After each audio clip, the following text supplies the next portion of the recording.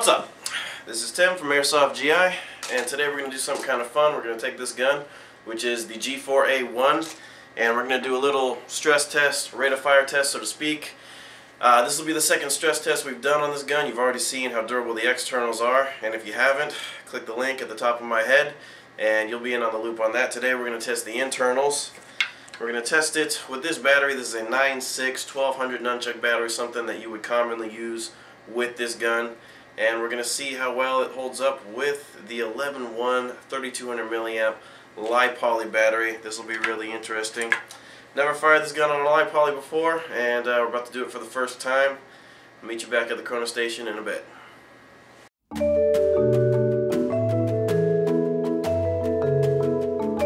Okay, slight change in plans. As you can see, this is not the chrono station. I kind of had an epiphany as I went out there.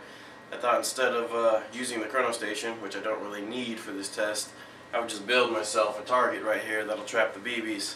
And that way I don't have to tell the packers to stop packing. So I have the 9.6 nunchuck in here.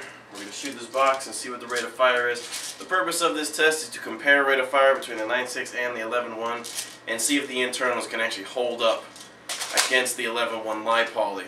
Because that battery that I showed you earlier, that thing has broken pistons in less than 10 rounds in some guns, and so it's definitely a high-powered li-poly.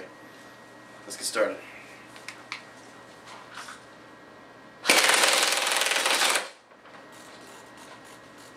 Not bad.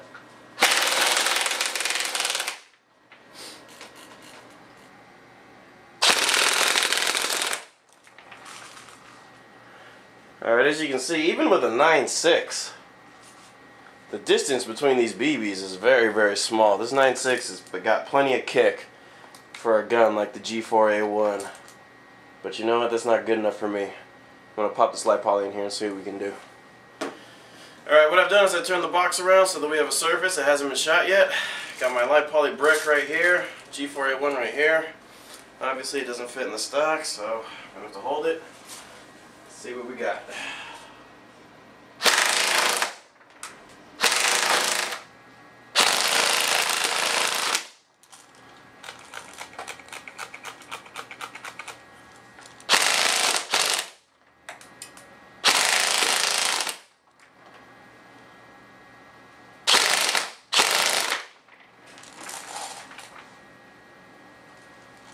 That should be enough for me to get a rate of fire test.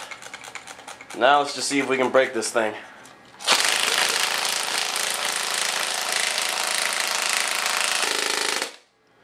Atta babies. Hold on, I'll go get some more. Got myself another 450 round high cap magazine. Winding it up right now. Gonna empty this whole thing. Oh look, it's ready. Alright, li-poly test, round 2.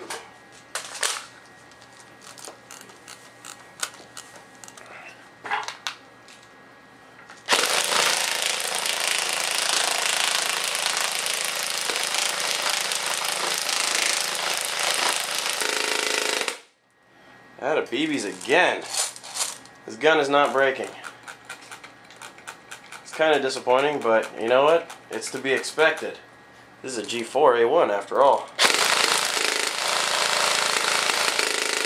Yeah, the G4A1, you've seen it fall from the ceiling 9 feet high, no problems. Now you've seen it run on a lithium polymer battery, 11.1 volts, 3600 milliamps, fully charged. So you know the peak voltage is actually probably going to be higher than 11 volts. And it's still running strong.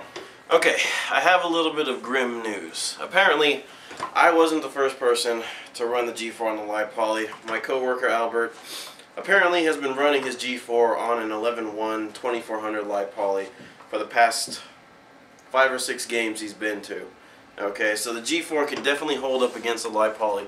Now, before you go out and get yourself a li-poly for your gun, I need to tell you that they can be dangerous if they're mishandled. We have a lot of instructions on our website. Make sure you read all of that and you understand the danger before purchasing.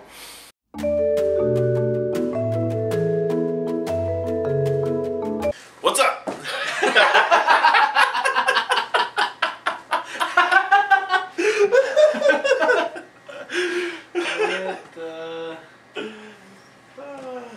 Cut. That's something that you would probably use it. Great. Mess to clean up. Maybe this wasn't such a bright idea.